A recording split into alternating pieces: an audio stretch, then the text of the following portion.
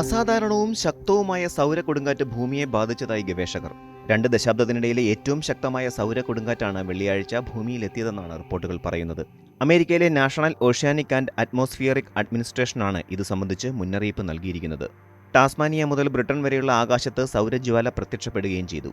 കൊടുങ്കാറ്റിന്റെ ഭീഷണി തുടർ ദിവസങ്ങളിലും നിലനിൽക്കുന്നതിനാൽ ഉപഗ്രഹങ്ങളെയും മൊബൈൽ റേഡിയോ സിഗ്നലുകളെയും ആശയവിനിമയ സംവിധാനങ്ങളെയും പവർ ഗ്രിഡിനെയും ബാധിച്ചേക്കാമെന്നും ശാസ്ത്രജ്ഞർ പറയുന്നു. 2005 ജനുവരി 5-നാണ് ഇത്തരത്തിലൊരു മുന്നറിയിപ്പ് മുൻപ് പുറപ്പെടുവിച്ചത്. 2 മണിക്കൂർ സമയത്തോളം എടുത്താണ് ഇത്തവണ സൗരക്കൊടുങ്കാറ്റ് ശക്തി പ്രാപിക്കുക. ഭൂമിയുടെ കാന്തിക മണ്ഡലത്തിലെ മാറ്റങ്ങൾ മൂലം ഇന്റർനെറ്റ് സംവിധാനങ്ങൾ തടസ്സപ്പെടാൻ സാധ്യതയുണ്ടെന്നും മുൻകരുതൽ നടപടികൾ സ്വീകരിക്കണമെന്നും അധികൃതർ ആവശ്യപ്പെട്ടിട്ടുണ്ട്.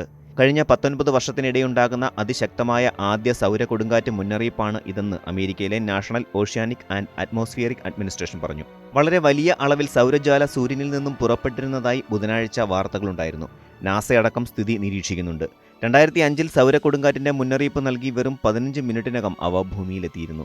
എന്നാൽ അന്ന് ഇന്റർനെറ്റ് പ്രവർത്തനങ്ങളെ ദോഷകരമായി ബാധിച്ചിരുന്നില്ല. സൗരപ്രവാഹം വെള്ളിയാഴ്ച ഭൂമിയിലെത്തിയപ്പോൾ തന്നെ national oceanic and atmospheric administration അപൂർവമായ ഭൂകാന്തിക കൊടുങ്കാറ്റ് മുന്നറിയിപ്പ് നൽകിയിരുന്നു. ഇതിന്റെ പ്രത്യാഘാതം ഒരുപക്ഷെ അടുത്ത ആഴ്ച വരെ നീണ്ടുനിൽക്കും.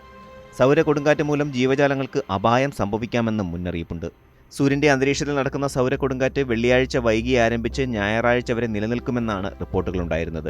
ഭൂമിയിൽ ഏകദേശം 60 മുതൽ 90 വരെ മിനിറ്റ് ഇതിന്റെ സ്വാധീനമുണ്ടാകുമെന്നും മുന്നറിയിപ്പുണ്ടായിരുന്നു. സൗരക്കൊടുങ്കാറ്റ് മുന്നറിയിപ്പിനെ തുടർന്ന് യൂറോപ്പ്, ഏഷ്യ, വടക്കേ അമേരിക്ക എന്നിവിടങ്ങളിലെ ട്രാൻസ് പോളാർ വിമാനങ്ങൾക്കും യാത്രക്കാർക്കും ക്രൂ അംഗങ്ങൾക്കും എക്സ്പോഷർ കുറയ്ക്കുന്നതിനായി വിമാനം വഴിതിരിച്ചു വിടുന്നതടക്കമുള്ള മുന്നറിയിപ്പ് നൽകിയിരുന്നെന്ന് ബ്ലൂംബെർഗ് റിപ്പോർട്ട് ചെയ്തു.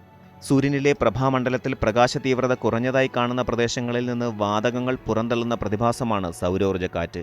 അതായത് സൂര്യന് സമീപത്തു നിന്ന് സൃഷ്ടിക്കുന്ന ഈ കാറ്റ് മൂലം ഭൂമിയിൽ അനുഭവപ്പെടുന്ന അന്തരീക്ഷ ആഘാതങ്ങളാണ് സൗരക്കൊടുങ്കാറ്റുകൾ എന്ന് പറയാം.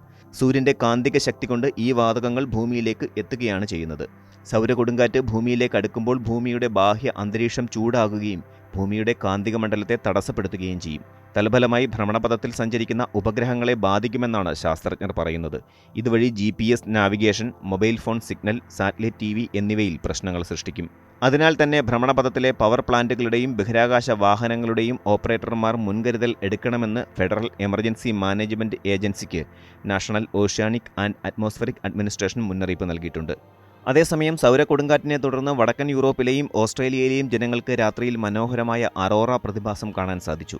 നിരവധി പേർ ഇതിന്റെ ചിത്രങ്ങൾ സോഷ്യൽ മീഡിയയിൽ പോസ്റ്റ് ചെയ്യുകയും ചെയ്തിട്ടുണ്ട്.